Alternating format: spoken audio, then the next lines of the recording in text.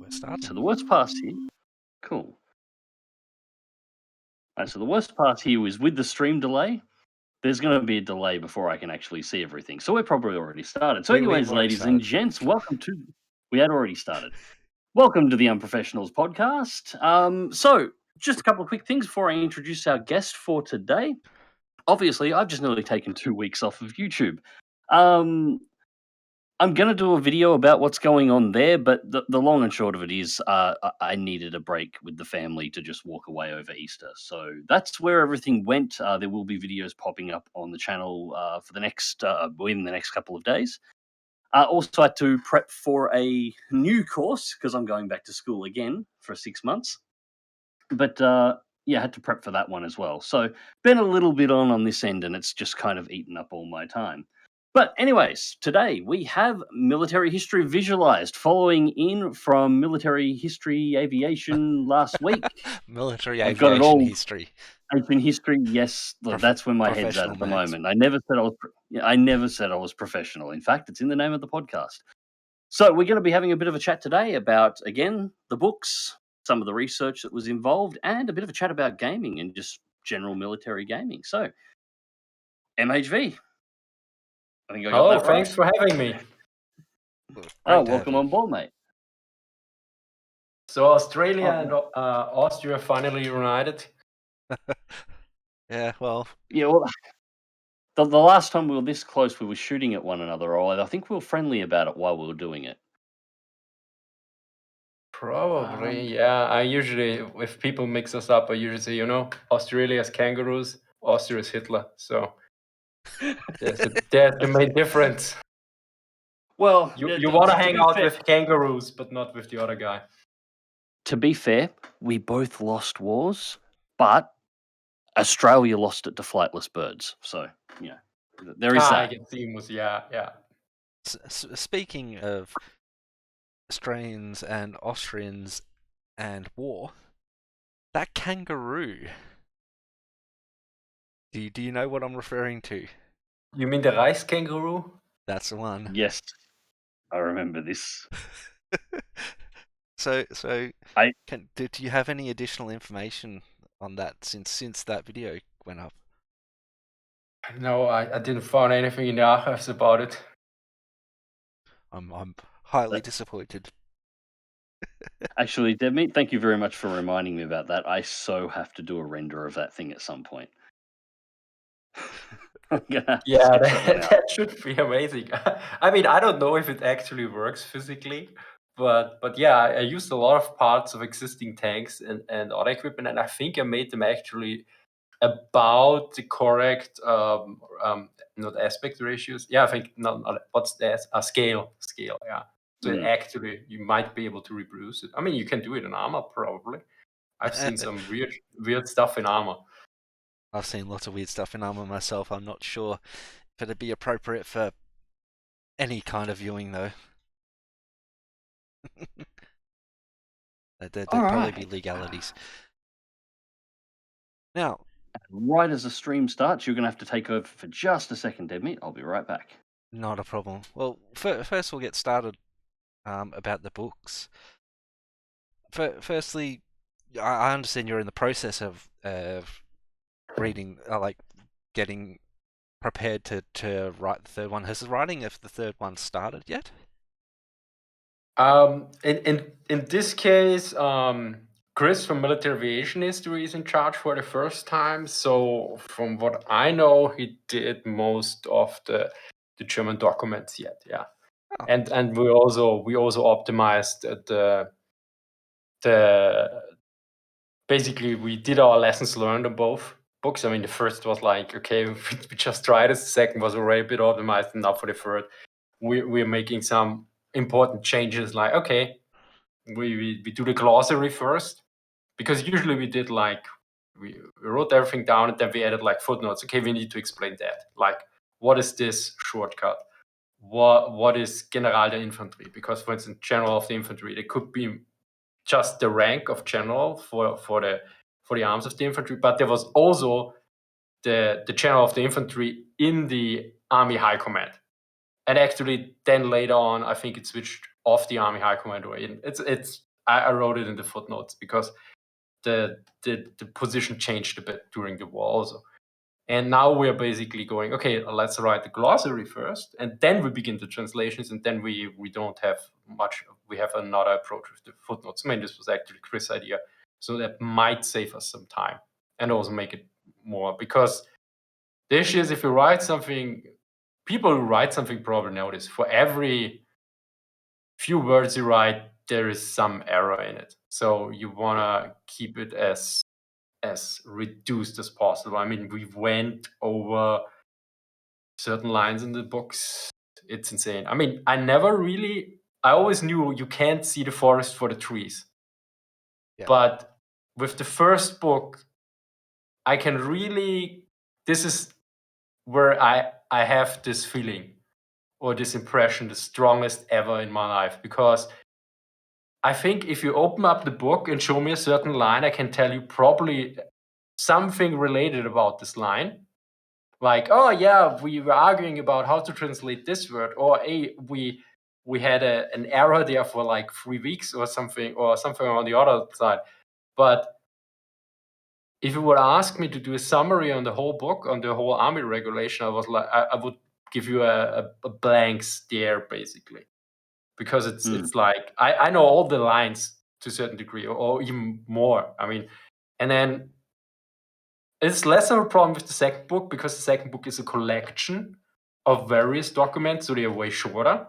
And they also sometimes a bit of relation. The one is the first and the one is the second version. For the first book, it's also the problem because I don't know a comparative work like an American or British version of something like that, of that manual. So it's just that what I know what the Germans did. And so it's also, yeah, I don't know how to do this in any other way.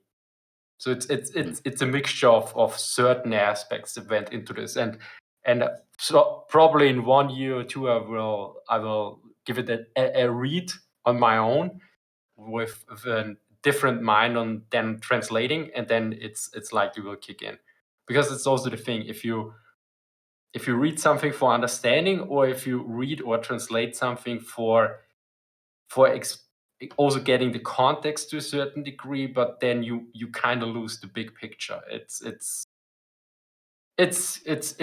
a weird way to do the stuff, like translating that to a certain degree. That's one thing my father-in-law really appreciated was the whole having the original German text on one side and the English translation on the other side, and he really appreciated that as well. As you've seen from the photos that I was showing you earlier, he has quite a collection. So having stuff like that translated, he's actually in the process of getting he's getting some Polish stuff at the moment. Nice. Which we may even be able to actually get translated, depending on how finicky the person that I know is being and whatnot. But yeah, Polish is, I think, rather a very hard language, at least from what I've seen so far. But they're hard workers, so if you have a Polish guy, it should be done rather fast. Well, that's if he agrees to actually do it. He finds the language offensive. Okay, yeah, and the other problem is it depends from when it is, because we encountered some words we didn't know sometimes, or they're very old versions, and also in the military terms like Punktziel, which basically literally translated means point target. And then I found from the 1950s where they translated basically Wehrmacht to Bundeswehr, and they know that, yeah, Punktziel, we used that previously, now it's, I think, Einzelziel, single target. Anyway, it makes sense. Point target is a single target, but if you read it for the first time, or you read it again and again, and then you sometimes, if you read it in your own language, you don't pay much thought on it. And you read like Punktziel and you think, yeah, okay, I think I got that. And then you realize when you need to translate it, oh, I need to what explain this does in a that different actually language. mean? Yeah. See, Or like, to me, like to the point, it's just to me that's not a single person, but that'd be like a position, like say a machine gun position. So point, you Single target, assaulting, single target. You're attacking that point, so that machine gun position, that point, if that makes sense. Just hearing that. But it So could also be a tank. So yeah. yeah, it's Well, point target or point to be on point is usually the lead in a formation or group when moving on an objective. So a point target would be, at least the way I would read it, would be a command or a term for targeting the lead in a formation, whereas single target would be to specifically single one target out of a formation, not necessarily the lead as the primary target. And So that's the there's issue. sort of a difference. So that's the issue why we usually write then literal translation would be point target, because for those people who wanna like get the name of each individual term, because there's also the difference in German and English. In German, you combine nouns into one big noun. So Punktziel is one word, and in English, point target are two words. That's the same with Einzelziel, it's one word, but single target is that. So we usually went, okay, footnote, literal translation would be point target.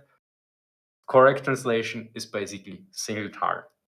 Because, I mean, we had, especially what was very interesting was with Entfaltung and Entwicklung, because there the Americans explained it in their 1944 technical manual for German English, English German. And here's the thing, Entwicklung in German, in English is development. And they used also development, but they used it for Entfaltung. So you had already the cross in between.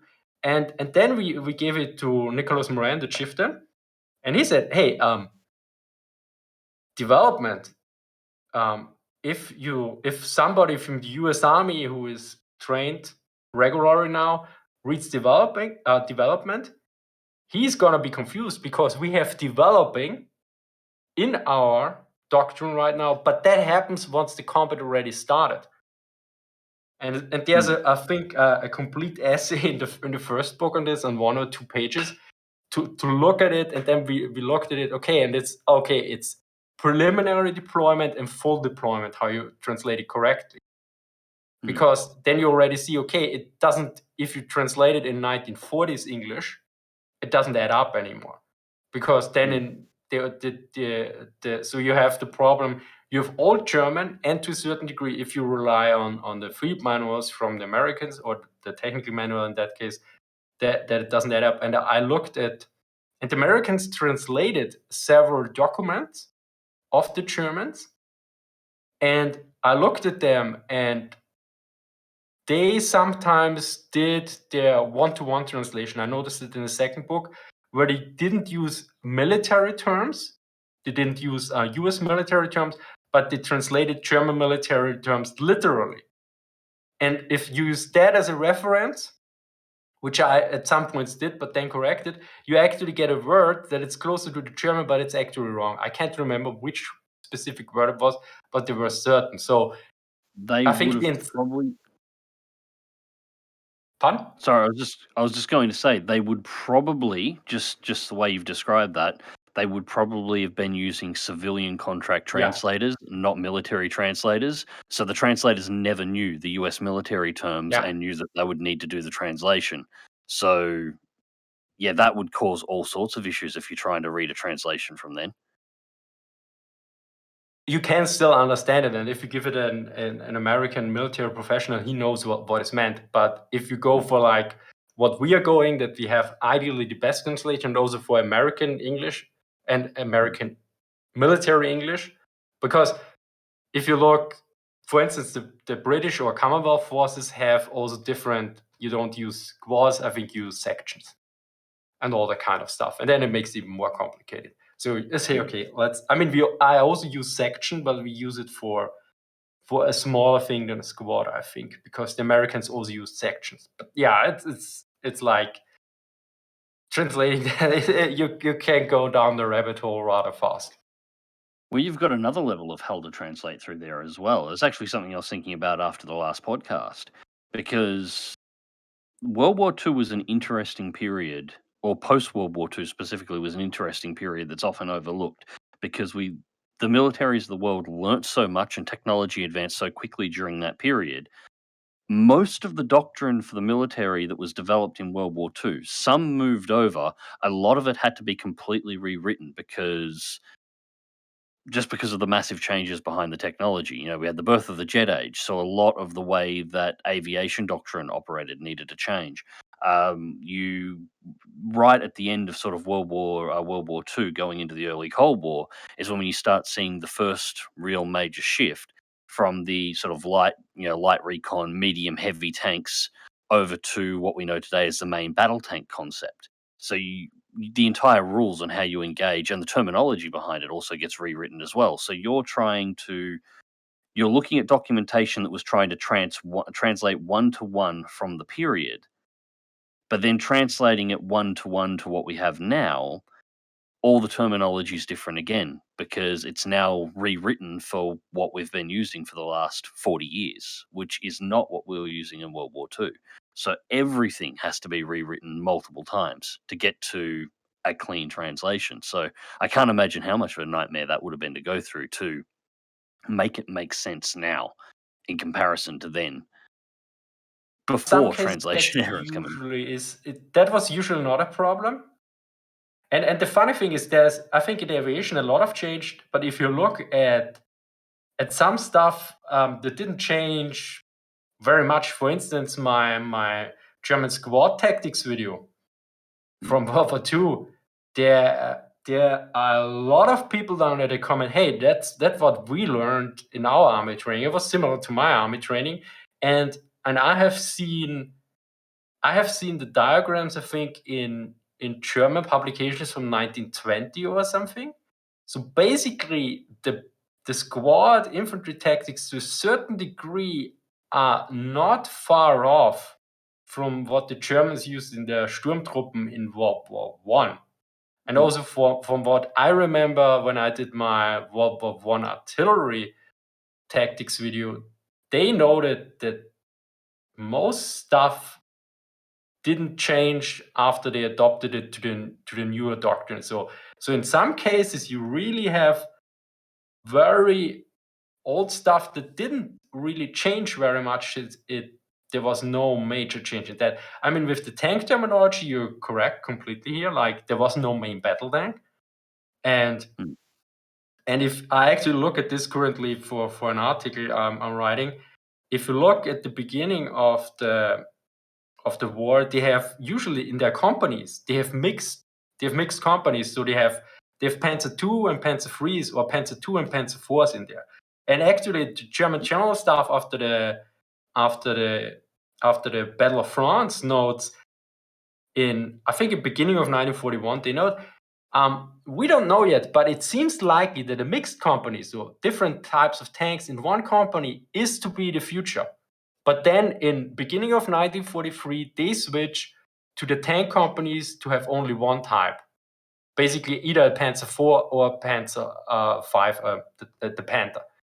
So there you can see the difference. And also, like, I think you're referring to the video, like in the 30s, like they declared medium, light, and heavy tanks not on their weight or their armor protection, but on the size of the gun. And this is where you and I go, that makes no bloody sense. I think it's more fun too when you start considering the US really started throwing it out when they started doing turreted fast tank destroyers, which weren't which to anybody else when you look at them and go, like, these are a medium tank, all right? They may be a convertible, but they're a medium tank. They're a fast tank, decent sized gun designed for mobility. But no, these are going to be tank destroyers, even though they don't fit any other tank destroyer type that we've created. And that's where you get things like the M18, which is really where the start of modern main battle tanks came from. And the M18, once you get down to that sort of a build, that's what it was, and that's why it was so bloody good at what it did.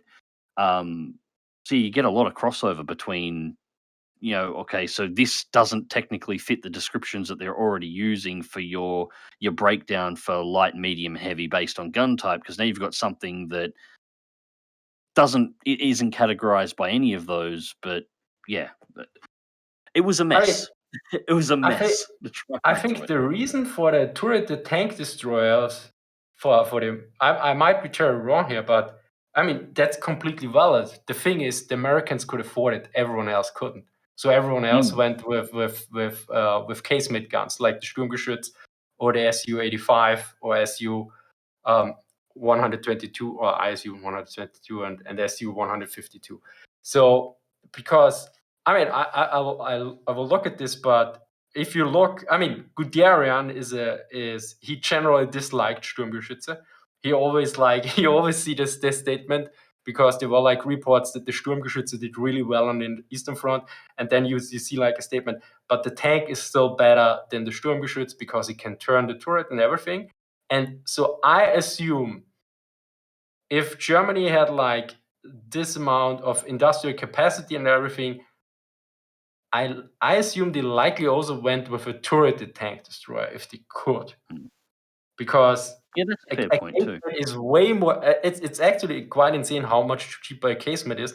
But I think you save a lot of ball bearings and other stuff that usually goes in the turret, and the turret is really expensive, it seems. And also, you Well, your can fit a hydraulic bigger drive. gun in a casemate. Yeah. Yeah, you've got the option for a bigger gun because you don't have the restrictions of the turret size. You've got no Yeah. hydraulics if you want to have a hydraulic system to turn it. You don't have to have any mechanical components for hand cranking it. For if power goes out, you've got no electrics to hook up or motors on that side if you're going for that kind of a system. You can do away with a lot of stuff. So, yeah, it's basically just a hole in the front to fit a casemate gun. But yeah, that's actually something worth considering with the US side as well. It's actually one of the reasons why the US military in World War II is so interesting, because they were in the US, they're interesting position where they had one of the biggest manufacturing industries in the world and the motivation to use it.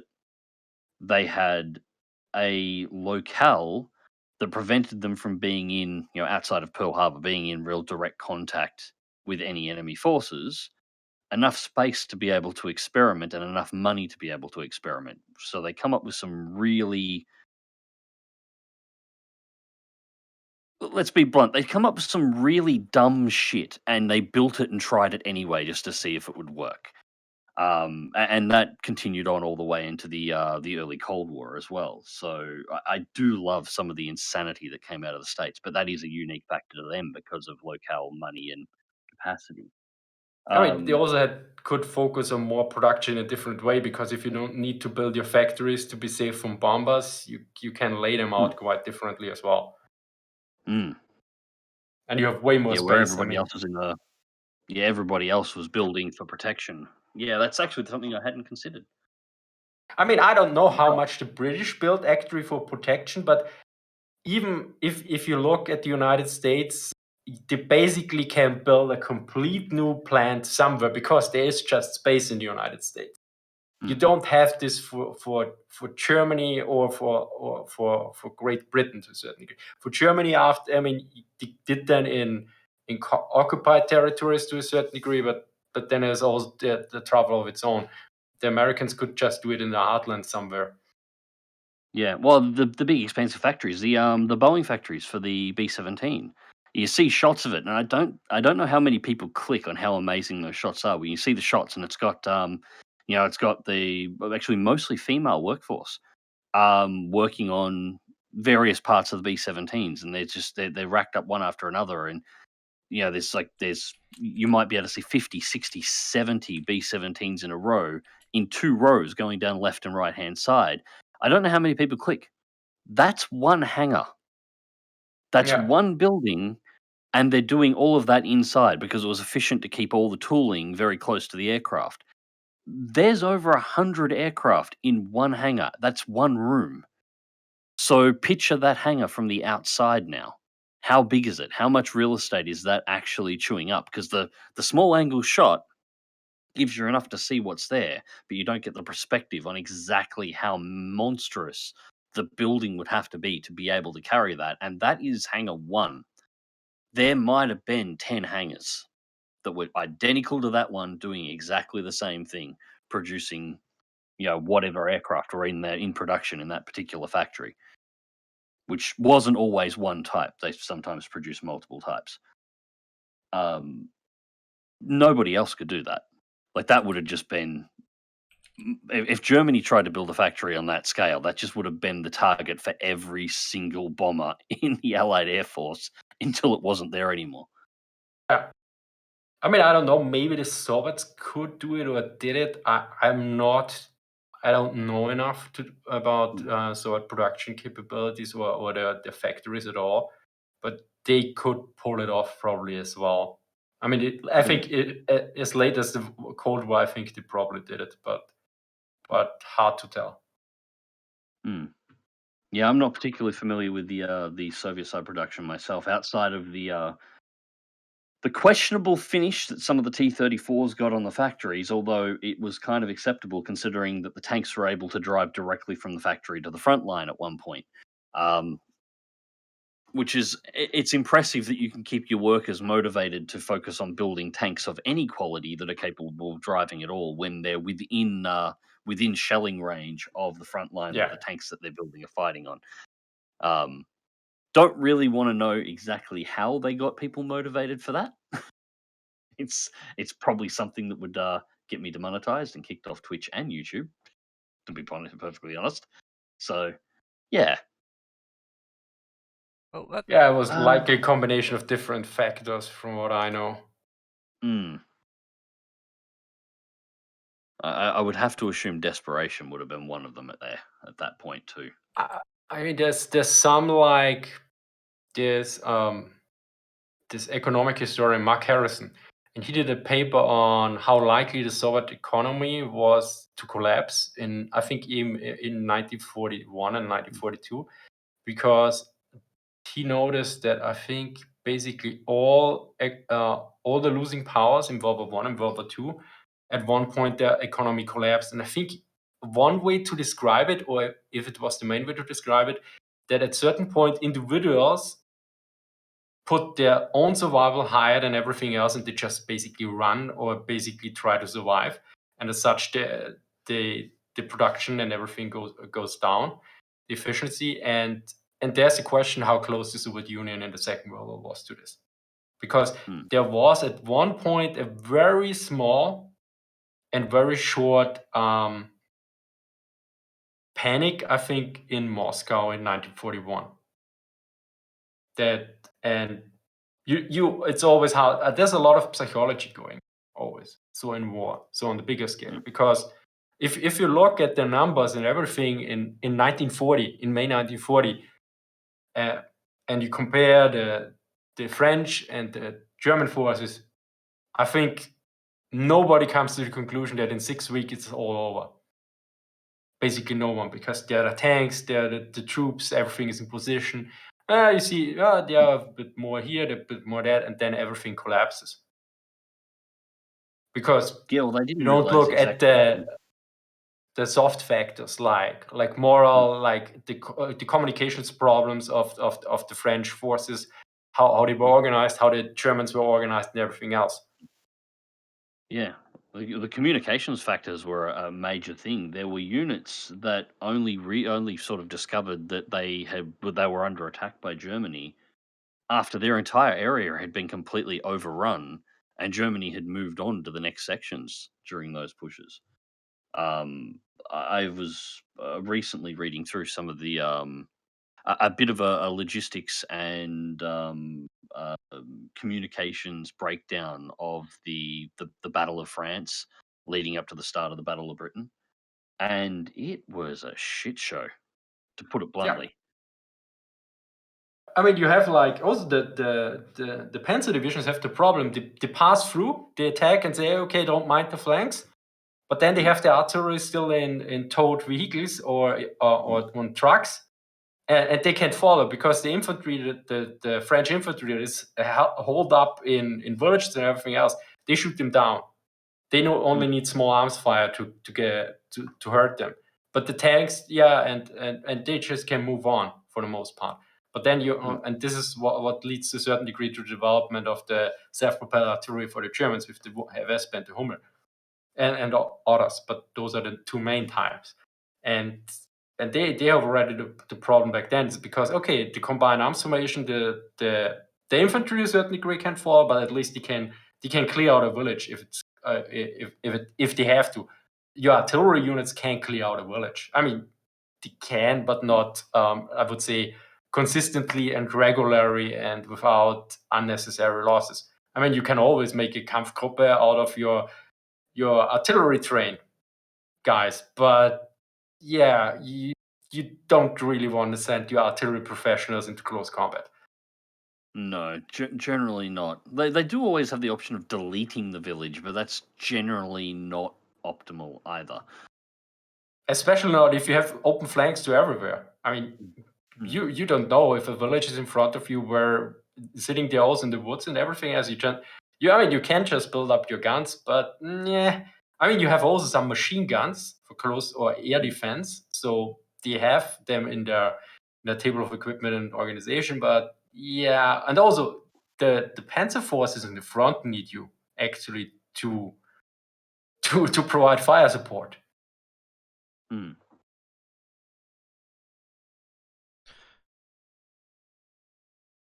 Yeah, I definitely gonna have to find a little bit more information to read through, especially on the German side of things. In there, a main one I've been looking at was the French and the British side of things, and they were shattered that hard.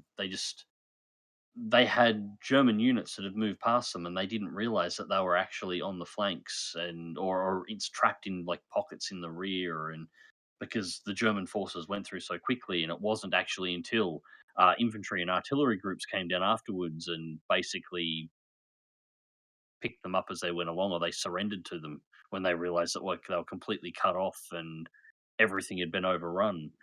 There was I forget what it was that I was checking out. It was confusion amongst the British ranks during that push as well, which probably would have aided Germany. Well, no probablys about it. Would have aided Germany a lot, where they weren't even sure what units they had or where they were before they were attacked. The British forces that were deployed inside of France during essentially the Blitzkrieg, the commanders didn't actually know exactly what units they had and exactly where they were, which makes it really hard to give them orders Yeah, I mean, or get them this is a organized into any kind of defense. I mean, I don't know much about this. I only know what Shifton told me, that Montgomery did, I think, in France, a delaying action. And he noted, and we should add here, Shifton is a military professional, so he's an officer. And he said, I think he noted that the delaying action or what they did, or I think it was an organized retreat, I think it was. And he said, this is the hardest thing to pull off, and Montgomery pulled it off. Because to make an organized retreat without everyone starting in a route is really hard to do, apparently. And if you compare this, for instance, there's like Hitler ordered a stand-fast order in 1941 in winter. And there's this great, I think recent historians note that this actually might have saved the German army. Although all back then all said, nah, we need to make an elastic defense. I don't know what the current research is on this, but from what I heard recently, I think that some are now arguing, okay, the stand fast order actually here made sense. And the other problem is most people that argued against the stand fast orders were former German generals, and they blamed basically everything that went wrong on Hitler and noted that everything that went wrong was their doing. And if it's that one-sided, it's usually wrong. So here is the problem. If you're that disorganized, as you mentioned, and then you need to do a retreat or an organized retreat, it's complete no chance probably at all. And yeah, if you don't know where your troops are, that's a major problem. Also, if you don't know who is on your flank, this is also the thing.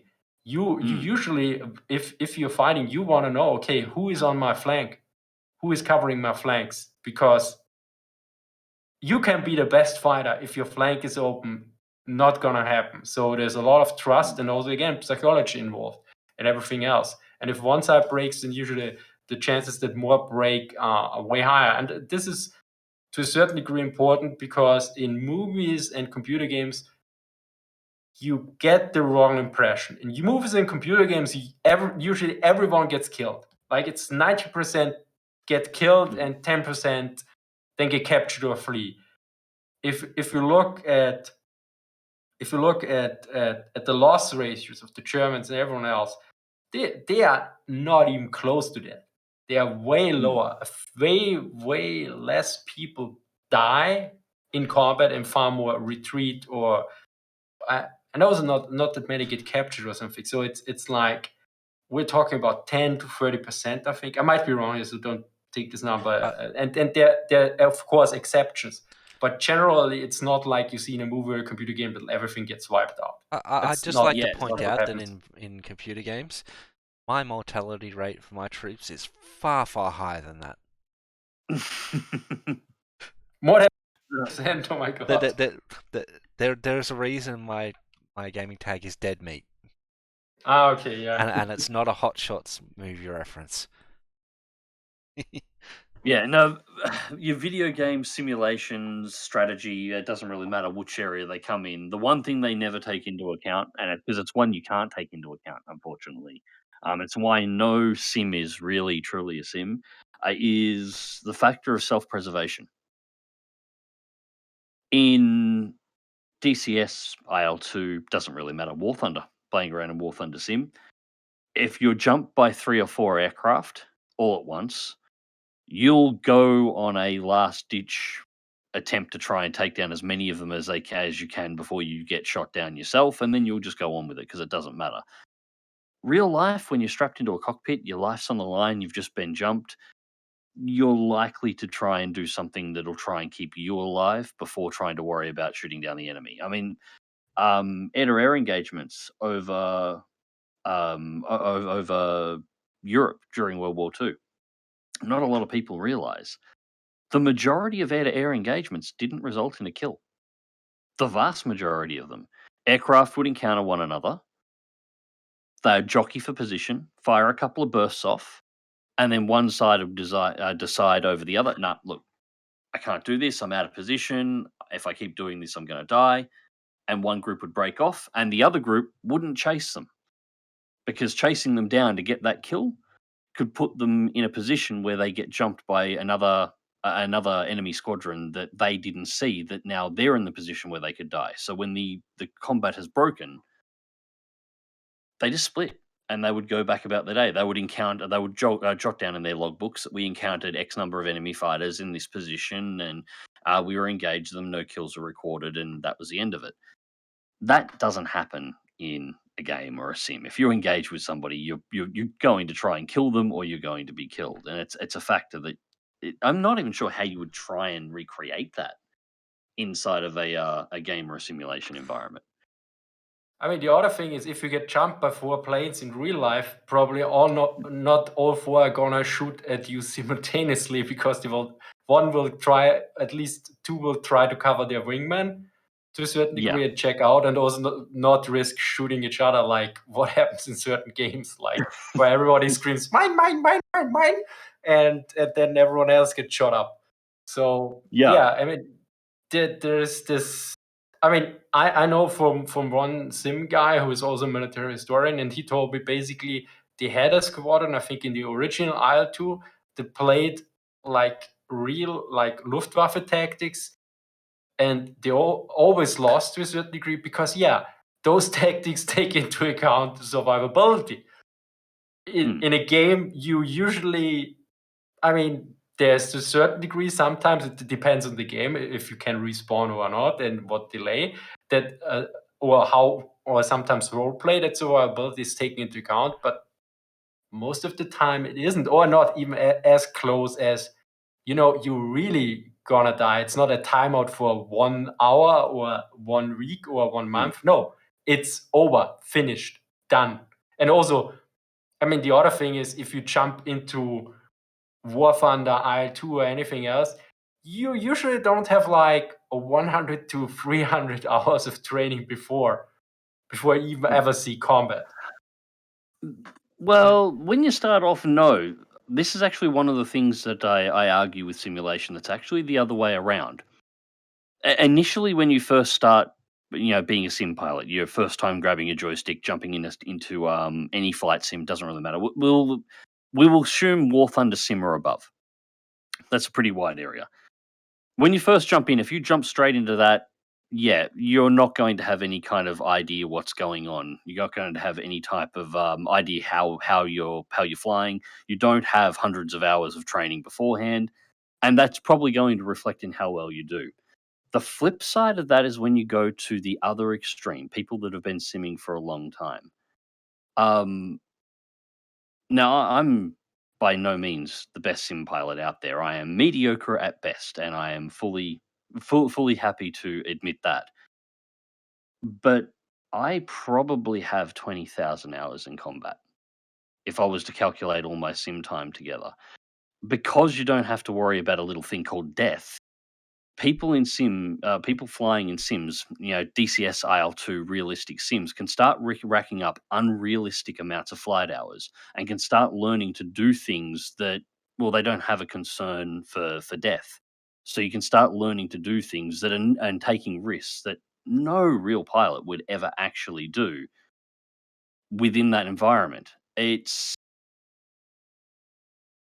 when you actually get up to sort of tournament level sim pilots and you actually watch them fly, it is insane some of the crap that they'll actually pull off. And they're not bending or breaking the game.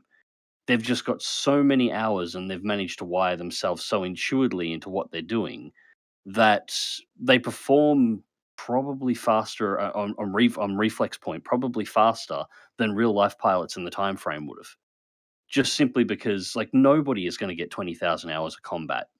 Like not 20,000 hours of flight time, 20,000 hours of direct combat in World War II. It's just not going to happen. But you get sim pilots all the time that have this and have spent 20 years just this is what they do. They've built entire computers and sim setups that are completely 100% dedicated to their particular platform or their particular platform type. And that is all they do. That's their weekend fun. That's their enjoyment. And And it there's another goes thing. But before you That, jump that in, I will point out that there's a Canon Photo 43 in the chat points out that games like Escape from Tarkov, the fear of losing your gear creates quite the fear of finding and fighting the enemy. Apparently creates a suspenseful atmosphere in that regard. I wouldn't know. I can't stand those type of games personally, but I can appreciate them. Then there's things like TAW, Tactical Air War, which is a group for IL2 that they set up campaigns where you do have limited lives and limited plane availability and whatnot, which does encourage you to try avoid losing your plane or whatnot.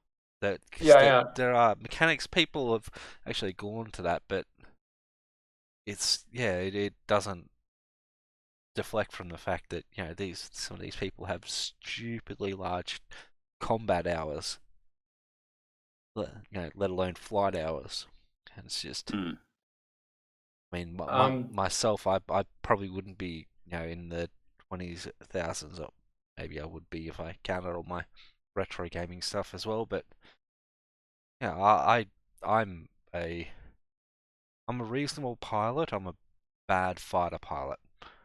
Um, and I do that kind.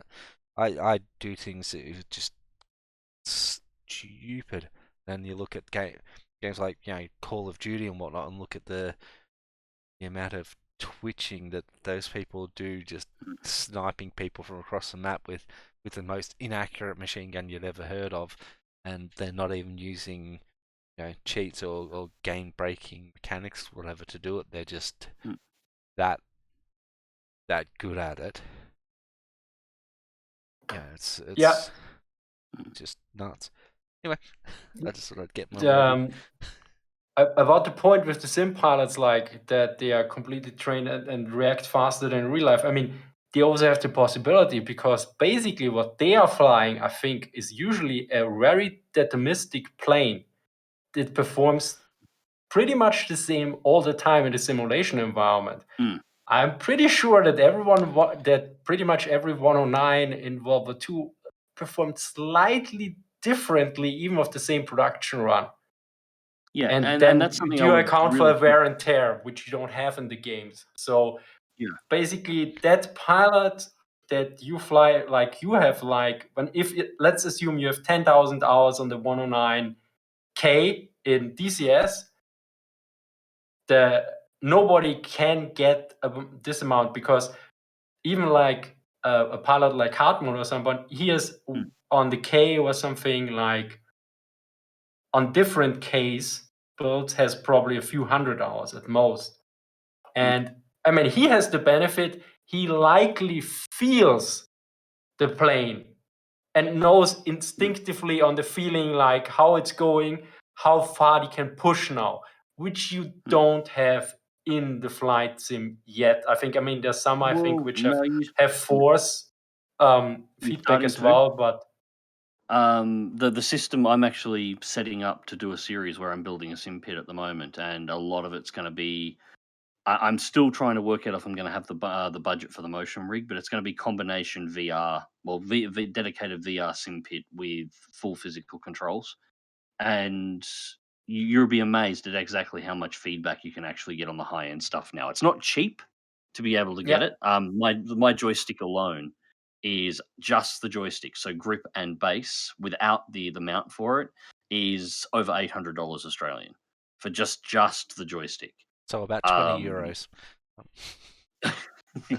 it's the price tag to get up into that top end stuff is really expensive, but you can actually start getting that kind of feedback now on the aircraft. But you are absolutely right. The simulation will always simulate the aircraft the same way every time. You can get random failures and have them available inside of the simulation where occasionally things will just go wrong and you'll have to account for that. But assuming the aircraft is running perfectly fine, it will be exactly the same every single time. I would like to see in the future there to be some variance with that. Eventually, simulations to be able to create that, so like within a certain acceptable boundaries of randomness to how the aircraft flies. So different aircraft, like the same aircraft, could feel slightly different each time you take it off, and you'd have to account for that. But we're not there yet. So there are limitations in the conversion, but that's when you consider how flight training was done in World War II to teach a pilot how to fly, a lot of it, being actual real flight. And then you consider some of the aids you have now and how many hours people can put in simply because crashing into the ground doesn't matter to them. They just Yeah. hit the button and they go again. When you consider the quality of training that they had, the simulations we have now probably do a better job of training in the same time period than the actual training that they went through due to just technology limitations um, that they could have actually gone through. And you have vastly larger access to resources in order to pull from. So you get the odd reverse now. And it's not something that happens initially, but over time, the more you spend time in Sims, the more you're going to get this reverse where there will be high-end sim tournaments will generally probably have a higher skill level than the majority of actual air combat from World War II in terms of raw skill. The ability to adapt to the plane and stuff, it's not something we can simulate yet, but within the limitations of the simulation compared directly to real life, the average skill for the limit for the players is going to be significantly higher, just because it's really easy to train to fly a plane when making a mistake doesn't matter. Yeah. And that's the big thing, and that's why trying to get risk. Um, Cannon Fodder mentioned here before Tarkov. I actually play a bit of Tarkov, not as much as I would like. Losing the gear is a risk, except Tarkov has the ability for you to be able to send in just a shitter character to collect extra gear, so you always have an out. to get Tarkov to the point where you could at least really experience some of the risk of real life, you would have to have it so that if you died in game, you had a full Everything account is gone. reset. Yep, full account reset on death every single time, and no secondary character, no I forget what they're called now. But yeah, like none of the manually controlled NPCs that you can send in to farm the extra gear. None of that. Just you've always got to take the risk, and if you ever die, full account reset. All of your weapons, all the stuff in your stash, everything you had, gone. No, Every actually, single. you're never allowed to play the game again. Well, That that as well. would Yes, be. scabs. That's the one. You're never allowed to play the game again. Period. That, Well, yeah, somebody actually but did that once as well. They built and an indie game that you could but only play. actually, this doesn't even come close because the thing is how psychological attachment works. The more time you invest into something, the more you're attached. So if you play Escape from Tarkov and die in the first 5 minutes, and you know you can't never play again, you don't care very much because you invested only 5 minutes, and maybe the money you paid for it. So I get the mechanics, and I mentioned them previously, like when I said a spawn, like you're not allowed to spawn for 2 weeks or something. Yeah, this is very different from actually dying.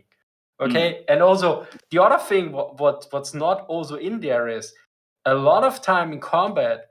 It's also about the guy or the guys next to you. You have to cover over something, yeah. So it's also sometimes getting them out or not risking their lives because they sometimes value the lives of the others higher. And this is also not even close managed in the game. In a game, do you care in a War Thunder game or anywhere else if the guy next to you explodes? Yeah, you care because he doesn't cover your flank anymore.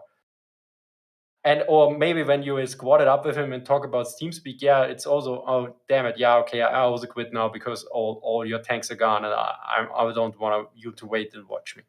But I was actually going to say War Thunder. I've been playing a lot of War Thunder Sim recently. It's basically all I play now. When the guy who's flying next to me explodes, I actually think it's a great thing because it lets me know there's somebody over there that I can kill.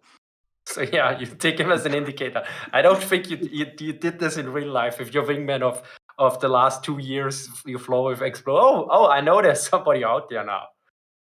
Yeah, I think I would become a really unpopular wing lead really quickly if you put it that way. But yeah, it's a factor that's really hard to replicate, and it does, as our simulations get more accurate, it does create this interesting switchover where potentially our sim pilots are more qualified than the real life pilots were, especially towards the end of the war on the German side, where the training was as basic as it could come because they just needed pilots in planes. And a lot of the really experienced pilots that would generally train had already been lost at that point. So there was a little bit of a no, it's not skill drain. I'm trying to think of the term for it, but yeah, a lot of understanding was actually lost in a really short term area there, which again actually ran on the reverse on the other side because the US and the Allies rotated pilots out. Their skill levels or their training skill pool actually increased as the war progressed. Yeah. So the quality of training went up as the war went on, and the pilots towards the end were significantly better trained than the pilots at the start. So yeah, but as our simulations get better, the quality of the pilots we're turning out on them is getting better, but it's just that's one aspect that we can never actually recreate is risk. Because thing let's is, face it, there are ways to do it, but it's not fun. there's one element I think where you have actually this with real life and virtual version where this applied. Basically, poker players, professional poker players. So for those people who don't know poker, you don't play against the house, so it's not rigged against you. The house always gets a share of the money you bet. And basically, poker players in real life, I think it takes 2 to 3 minutes for one match or something. But in poker players online, they play usually at least 4 tables. Sometimes I don't know what the world record is. I think it's 40 tables or some crazy amount of time. And also, it gets the everything is way faster. It's sped up. Yeah. So they could, in a short amount of time, they could learn way faster because they played way more tables. Because it's also about a lot about risk calculation. It's basically, okay, I get these 2 cards, and then I fold, because the probability for this is very low. And but if you have 4 tables, then you have 4 times the time. So you get 4 times the amount you can play a card or a hand, actually. And there you saw, I think, a extreme discrepancy between the really old good players and then the new guys that were basically trained on computers, where they took off. And the I think the case was where with chess it was not that easily possible, because with chess you can play multiple stuff at the same time, but I think it's also hard. And a lot of times with chess, it's like about experience, that it's not like I might be terrible wrong here, but from what I did, this research is more than 20 years old now. Chess is not so much a game of skill, but knowing all the possible moves already, you experience them to a certain degree. Because and this is the first supercomputer, under quotation marks, that bet Kasparov, was, from what I remember, what I did research back then, was brute force. So it was a brute force algorithm that calculated all the possibilities, and I don't know, a professional chess player can calculate a few rounds in advance, but the computer could calculate like 20 rounds in advance or something. Yeah, the computer was playing the entire game to its conclusion after every single turn that the human player made, on every single potential outcome that could potentially come from that point. Because that's what computers can do. They can really do stuff fast. For background, I have a degree in computer science. So, there are other approaches to that as well, like with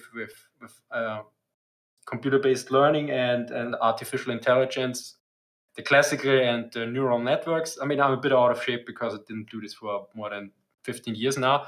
And this was never my area of expertise, but there's different approaches here. But basically what a computer can do is calculate stuff extremely fast. You can't even imagine how fast. But it's with strategy and other stuff, and chess is a very limited game. I think chess was rather easily beaten by computers. I think then came poker. And I think Go, somebody, I'm not entirely sure, I think it was Go, was one of the last that they cracked or something. And because of the complexity or something, to be good at that. And well, the thing between them is, and it's actually good that you mentioned poker, because poker's a really good comparison for what we're discussing in regards to like modern simulation versus real life.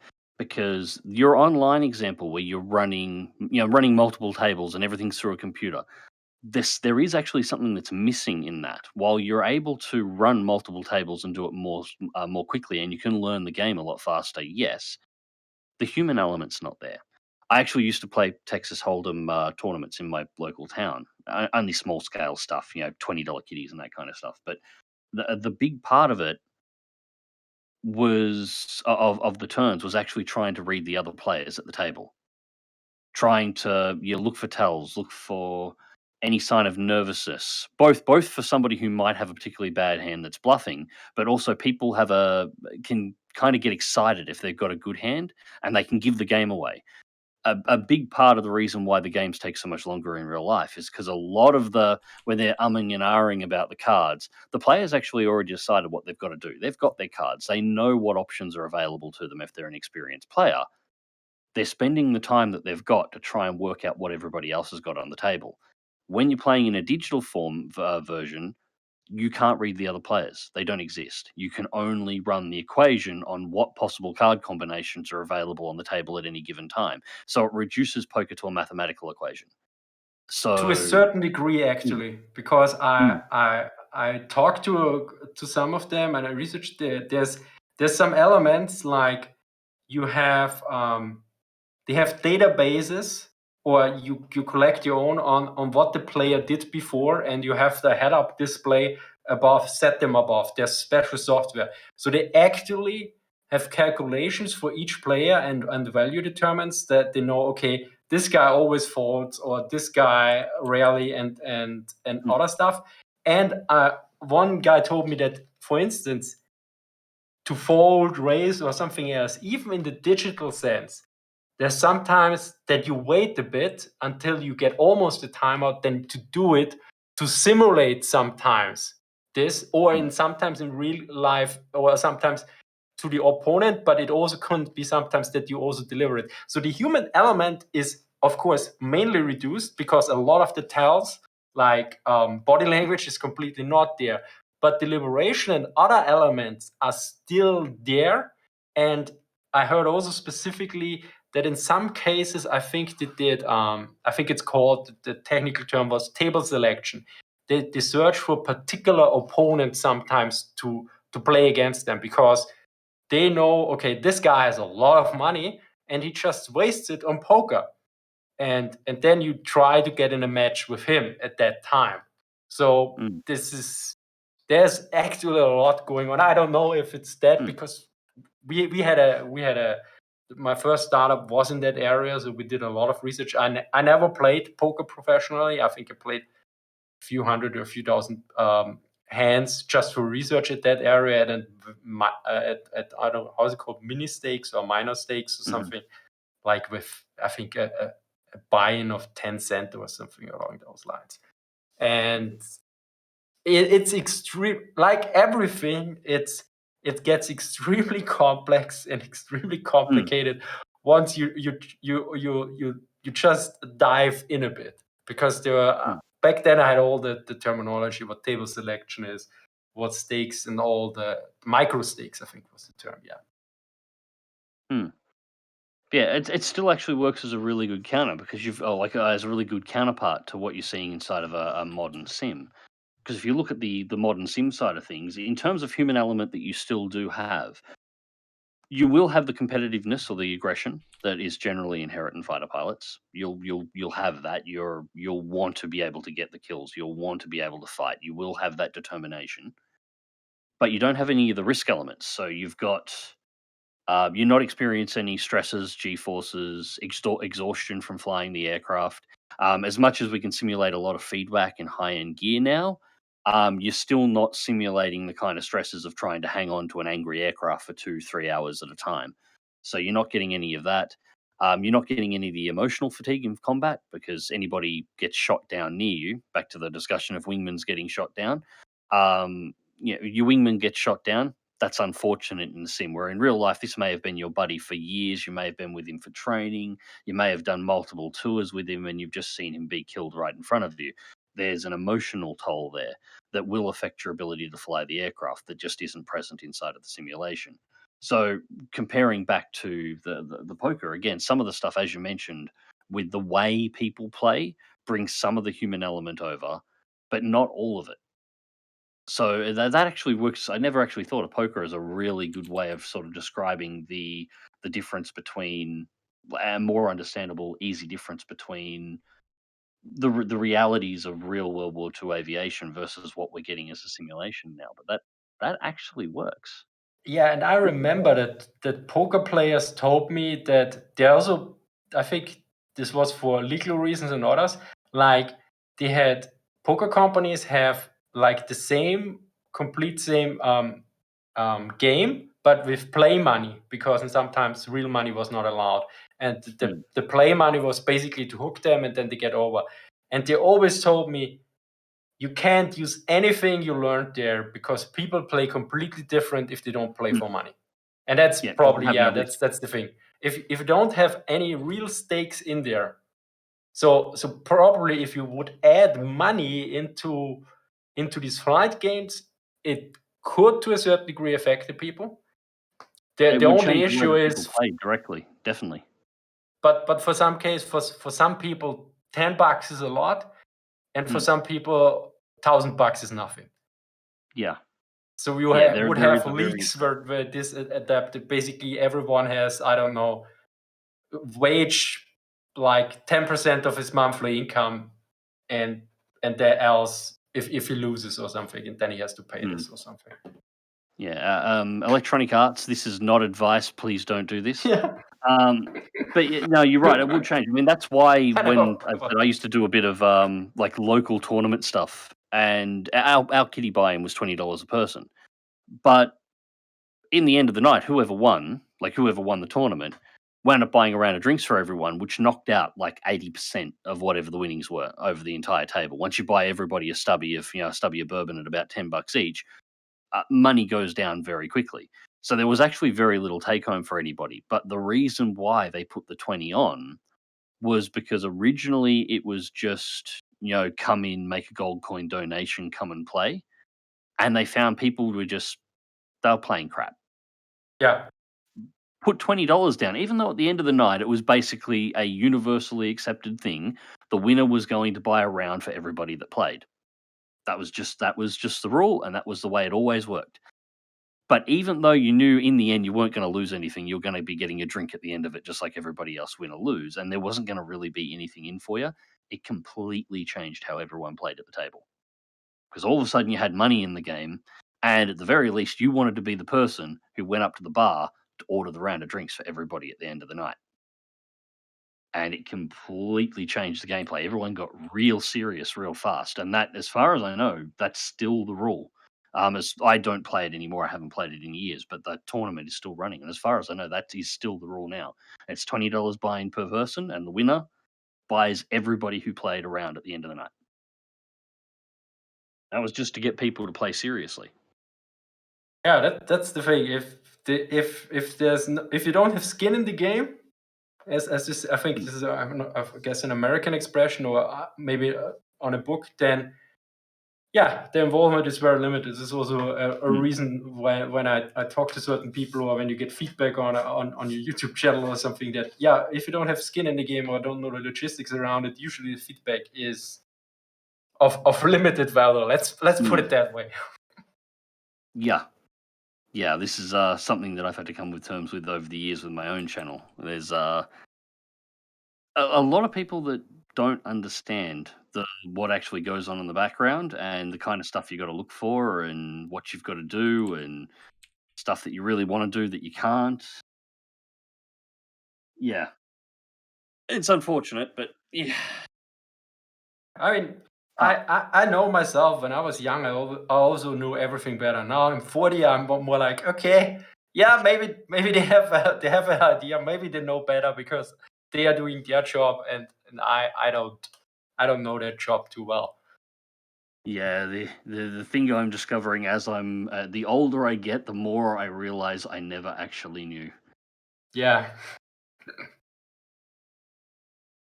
I know that one. It's the same with military history for me. It's like when I started out the channel, I saw I knew a bit, and then I learned more and more, and I know way more than I knew 5 years ago. But it's like, oh my God, we don't know anything. I mean, there was this interview I had with Jens Wehner at the Military History Museum Dresden, where we talked about Beutewaffen. And then he made the great conclusion at the end of the video. So now we have more questions at the end of the video than we had in the beginning, because we lack research in these areas.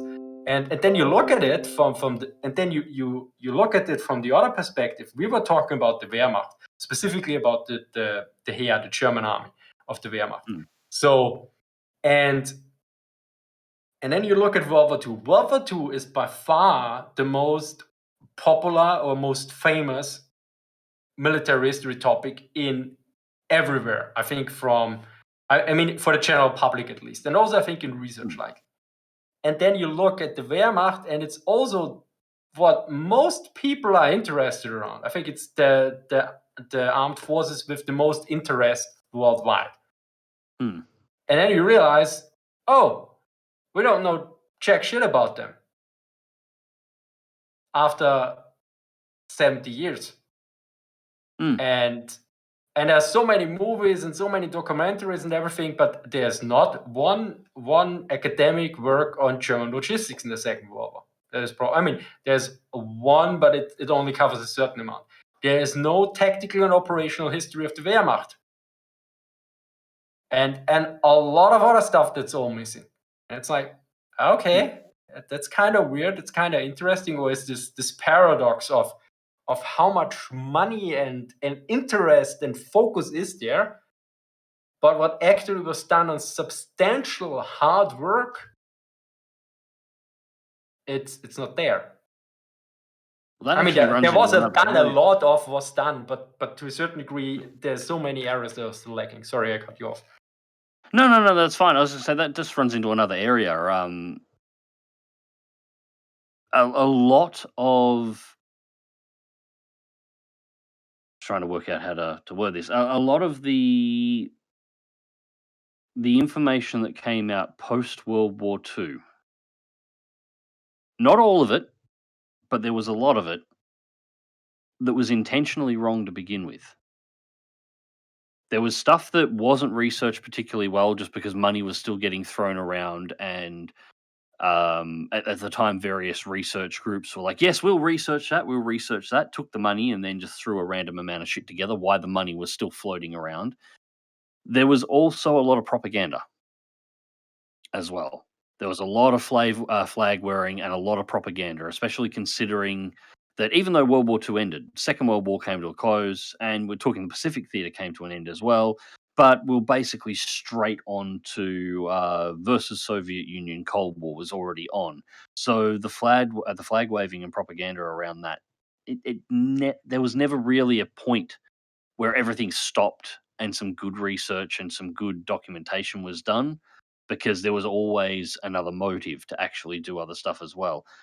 And this is actually, I was just sort of bringing this up because I was thinking, it's actually 2 years ago now. I had to do a paper for my degree for graphic design. I actually did it on propaganda, 1940s World War II into early Cold War propaganda, and talking about the visual design and what they were running at, and essentially like where the research actually was being focused. That period when they were doing a lot of research talking about various, depending on whatever the propaganda groups or the research groups, historical groups, were all paid for trying to research, they actually had alternative stuff. A lot of the development and the research that went into breaking down the propaganda, or the developing propaganda for that matter, was also being funded by private corporations. What we know today as modern advertising was basically built entirely out of a whole cloth, entirely out of the rules developed for World War II and post-war propaganda. Yeah. All of it. That's what it was actually done for, and that's where the money was. There was a lot of research from the private sector. How do we sell people shit that they don't want? And so whatever it was that they were researching, whether it be something regarding history or events around World War II, movies, a lot of this was in there. I know this might sound like a bit of a track, but it does actually link in. A lot of it was about private development for, well, how to manipulate people and how to manipulate information or control information for various monetary purposes. And that automatically throws in massive problems whenever you're trying to research accurate history as well, because that's going to a lot of the truths that float around in regards to things that happened in World War II are based entirely on this, and a lot of it's just wholesale fabricated. Yeah, I And mean, go.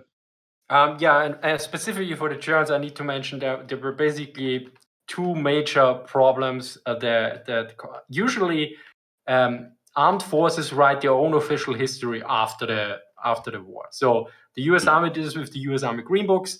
The British had their own. I think the Australian likely also. The problem was for the Japanese, for instance, everything was they had quite a lot of time till then the occupation force arrived. So they burned down a lot, and then they were instructed, I think, to a certain degree from the Americans to recreate a lot of. They have the Japanese monographs are called.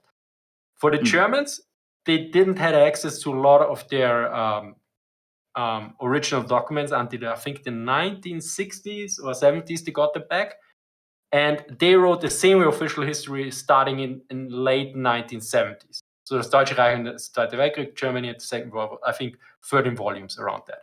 So with the sub volumes.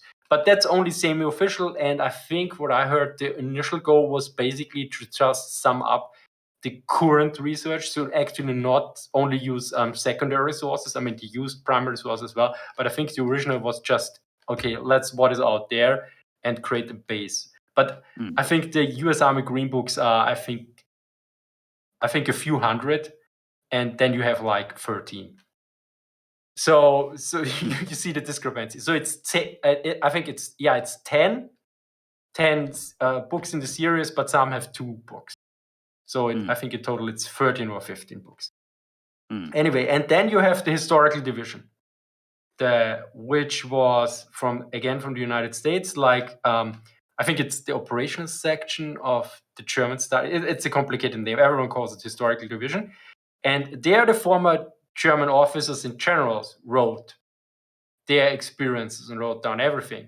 Now, main issue is here that basically this was under the command of Halder, and he basically set out, okay, I want you to write a monument to the Wehrmacht, and also basically instructed everyone to blame most stuff on Hitler as well.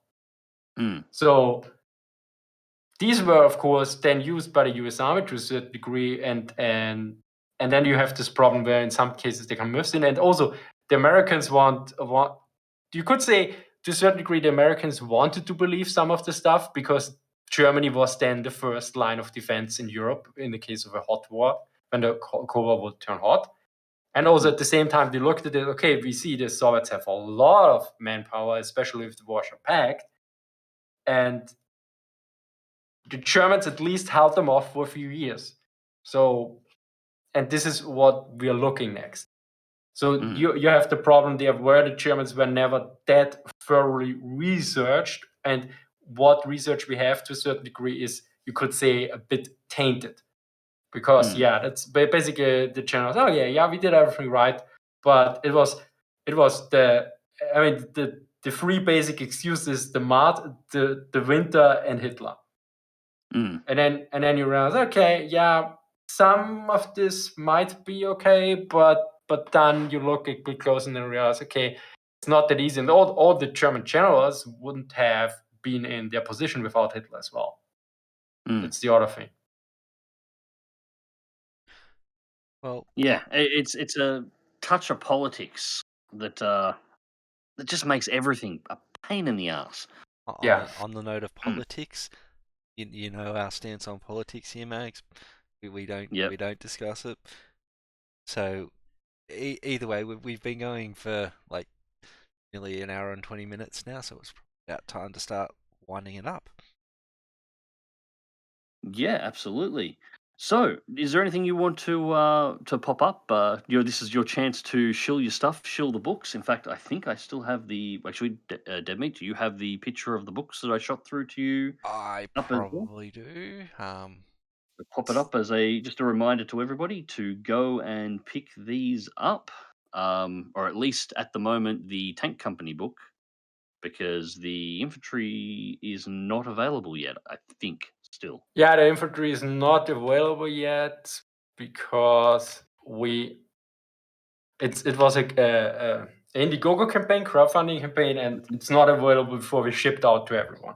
And due to COVID, we had some restrictions. Ideally, Chris is allowed to enter Germany in the upcoming weeks, and then we sign everything. We ordered most stuff, but if you want to get your hands on the one on the left, you can get at. Can I post in the Twitch chat the link? Absolutely. Yep. So here's the link if you want to get it. If you drop it in the podcast notes, I'll post it. Yeah. Perfect. Cool. Yeah. Book on the left is currently available, and keep an eye out for the one on the right. I'm lucky to have that one. Thank you so much for sending that copy through for me to check it out as well. And my keep an eye out father-in-law for is them. incredibly appreciative. You're welcome. Thank you for having me. Not a problem at all. So, other than the book, where can people find you on? I have 2 channels: Military History Visualized and Military History Not Visualized on YouTube. I probably should post the links as well. Where are you? And I have a text file, important links. There you are. So here we have the main channel. Or I put it here. And If you are not subscribed, go and subscribe. The channel is awesome. And here's the second channel. So the military is visualized. Every 2 weeks there's a video, and on military history not visualized, there's one video every week on Friday. So where you can see me in person basically, and the other one is mostly, well, animated is not. It's icons and sometimes visualizations of data or tactics or something along those lines, and lately also a lot in museums as well. So, and I try to put in German primary sources with proper translations. Although I must add, in the videos, they are usually not as well done as in the books because time restrictions. And also to try to get ideally German or other experts like the chieftain on the channel as well occasionally, so that we get a bit of more academic view or expert view on the stuff. So we've got a couple of people in the chat there.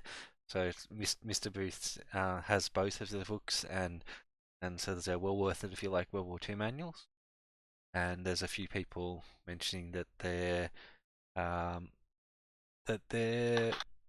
quite disappointed that they've come in just at the tail end of things. So, but just for those who are unaware, this podcast not only is it the stream, but also it gets posted to your usual podcast things as an audio. So you have your iTunes, your Spotify's, whatever. But it also the video gets uploaded to MagzTV channel as well. And there is one last thing I've got to put up, which is Mags has some new shirts. So Mags, if you want to start shilling the shirts, this is my change the picture. Been a while since I've had anything up to shill, actually. So latest design is finished. I'm sure most of the people that are on the Discord and paying attention to the community section have probably already spotted these. So this is the Packard Merlin. It's just an engine breakdown shirt, just a graphic.